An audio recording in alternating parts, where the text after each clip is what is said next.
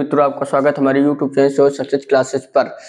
आज हम वृत्तों संबंधित क्षेत्रफल के सवाल बताने जा रहे हैं। कृपया देखिए। पहला नंबर सवाल है, इन्होंने कहा दो वृत्तों की त्रिज्याएं क्रमशः 19 सेमी और 9 सेमी हैं। देखिए दो वृत्तों की त्रिज्याएं, एक वृत्त ये है, एक वृत्त ये इतना बड़ा है। इन्होंने कहा कि एक की त्रिज्या कितनी है, एक की त्रिज्या दे रखा है 9 सेमी।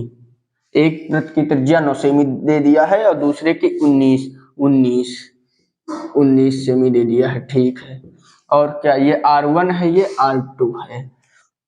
तो कहा है उस वृत्त की त्रिज्या ज्ञात कीजिए, मतलब उस तीसरे वृत्त की त्रिज्या ज्ञात कीजिए। इस वृत्त की त्रिज्या ज्ञात कीजिए, माना इस वृत्त की त्रिज्या ज्ञात कीजिए जो इन दोनों परिधियों के योग के बराबर हो। अब देखिए परिधि क्या है, यहां से चले और यहां से ही लौट आए तो इसे बोलते हैं एक परिधि। अब जो जो दिया है वो नोट कर लेते हैं। हम लिखा है दिया है, हल डाल देना।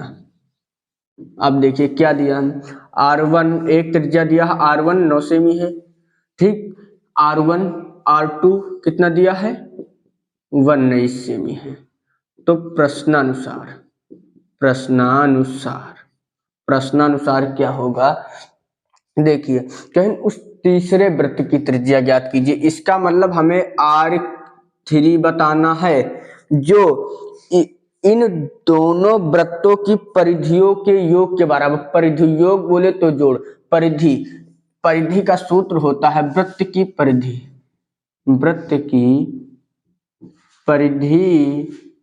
का सूत्र होता है 2πr। ठीक, इन्होंने कहा है तो लिखिए वृत्त की परिधि एक 2πr1 प्लस 2πr2, इनका योग बराबर है 2πr3 के। इन दोनों वृत्त की परिधियों का योग तीसरे वृत्त की परिधि के बराबर है, देख लीजिए। अब देखिए यहाँ पर 2π, यहाँ पर क्या 2π कॉमन ले लेते हैं। 2π देखिए दोनों में है तो 2π हम कॉमन ले लेते हैं। तो बचा क्या, R1 बचा प्लस R2 बचा, यहाँ पर बराबर 2πr3 बचा। अब देखिए यहाँ पर R1 कितना दिया है, R1 दिया है 9 प्लस है प्लस, R2 कितना दे रखा है, 19 दे रखा है तो 19।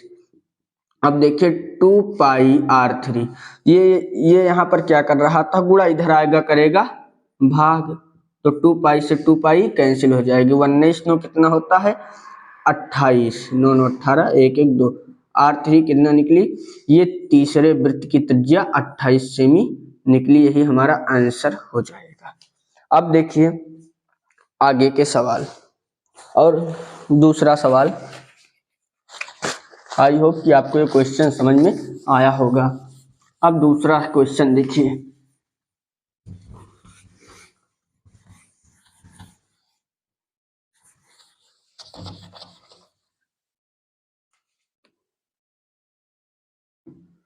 दूसरा क्वेश्चन कहा है कि एक वृत्तखंड के चतुर्थांश का क्षेत्रफल ज्ञात कीजिए।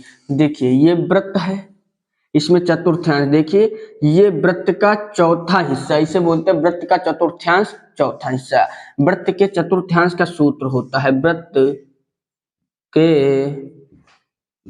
चतुर्थांश का क्षेत्रफल। वृत्त के चतुर्थांश का क्षेत्रफल होता है πr²। पूरे वृत्त का होता है चौथा हिस्सा वृत्त का, इसका मतलब बटे 4। अब देखिए यहाँ पर यह वृत्त का क्षेत्रफल होता है। चलिए कहा कि एक वृत्तखंड का चतुर्थांश क्षेत्रफल जिसकी परिधि यहाँ पर दिया है, हल लिखेंगे।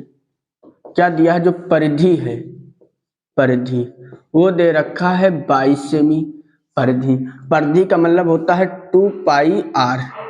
2π ये वृत्त की परिधि है, वृत्त की परिधि दे रखा है 22, तो परिधि मतलब 2πr बराबर 22।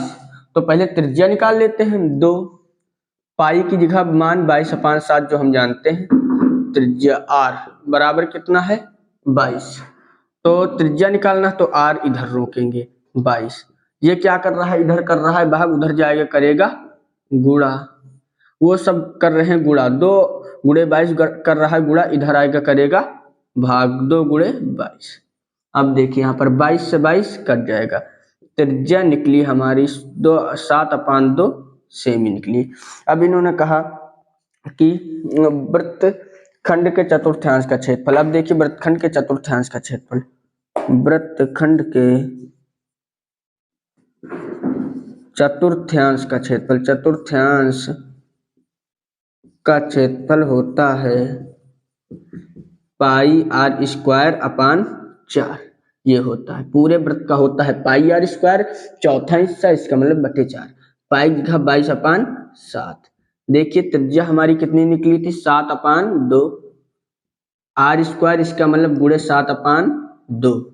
अब नीचे 4 है जो हम वैसे ही लिख देंगे, 7 एकम 7, 7 एकम 7 कट जाएगा, 2 गिरहियम 22 और 2 एकम 2 कट जाएगा, 11 सत्ते 77 और 4 दूनी 8, इतना सेंटीमीटर स्क्वायर ये हमारा क्या निकलेगा, आंसर निकल आएगा। आई होप कि आपको ये क्वेश्चन समझ में आया होगा।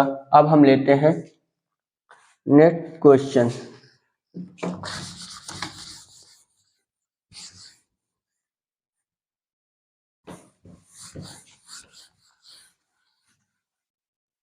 अब देखिए नेक्स्ट क्वेश्चन में कहा है कि त्रिज्या 14 सेमी, त्रिज्या कितना दे रखा है 14 सेमी, पढ़ लेते हैं।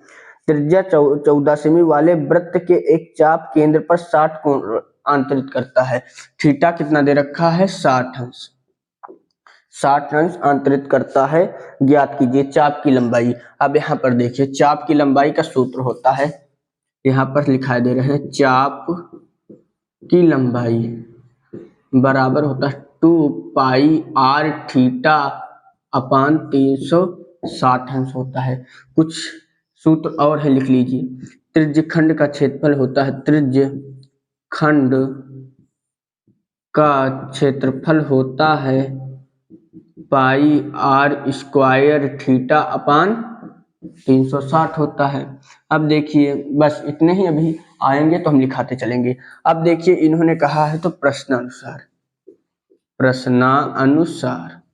यहाँ पर हल कर रहे हैं हम क्वेश्चन को।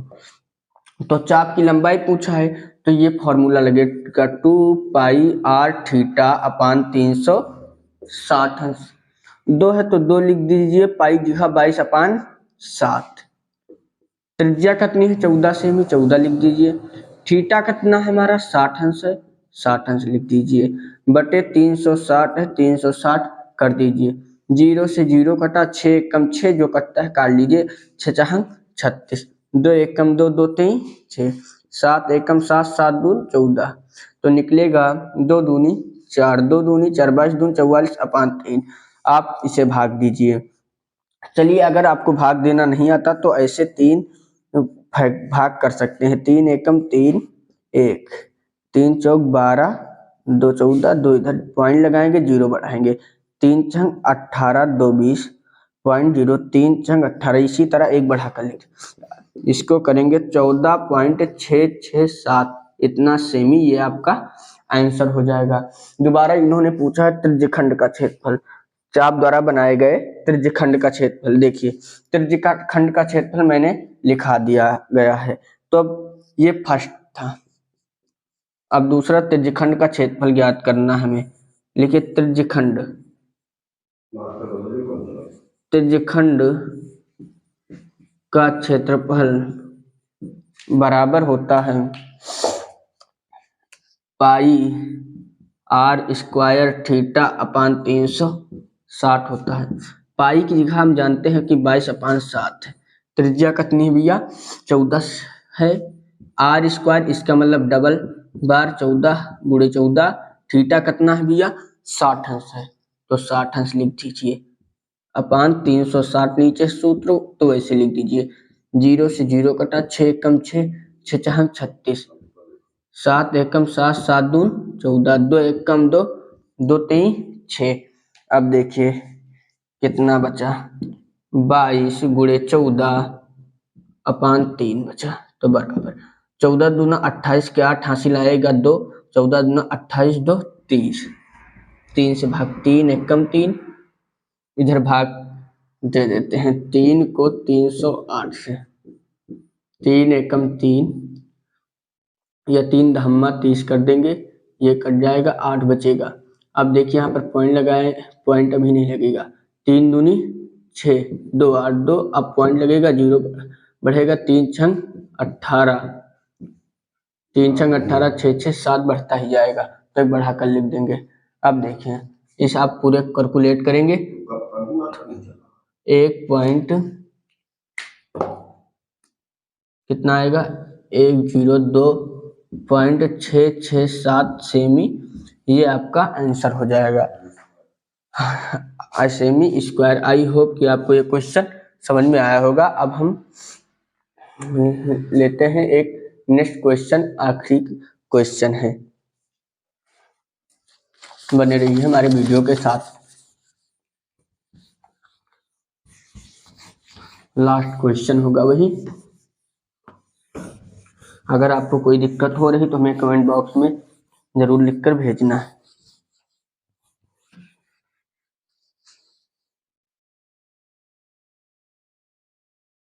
अब ये सवाल है,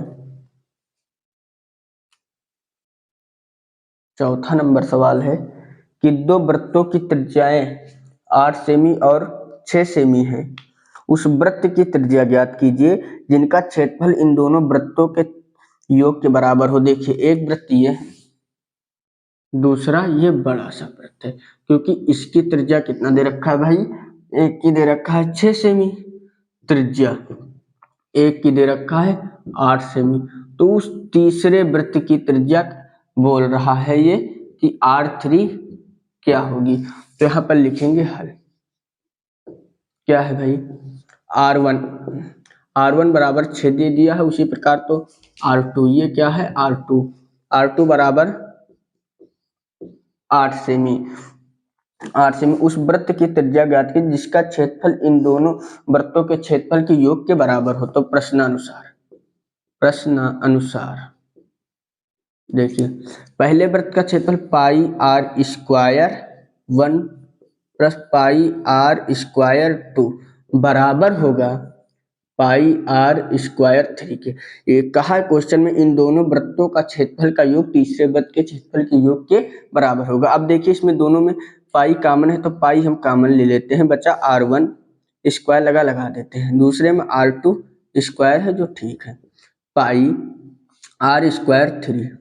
अब देखिए R1 की जगह कितना है, R1 की जगह कितना दे रखा है, R1 की जगह 6 दे रखा है, इसका स्क्वायर कर देंगे, प्लस R2 की जगह 8 है, इसका भी स्क्वायर हम कर देंगे, बराबर पाई R3 स्क्वायर। ये कर रहा था गुणा, इधर आएगा करेगा भाई भाग, जब भाग करेगा तो पाई से पाई कट जाएगा, तो बचेगा 6 का स्क्वायर 6 छंग 36 प्लस 8 का स्क्वायर 8 अठाई 64 बराबर R3 स्क्वायर।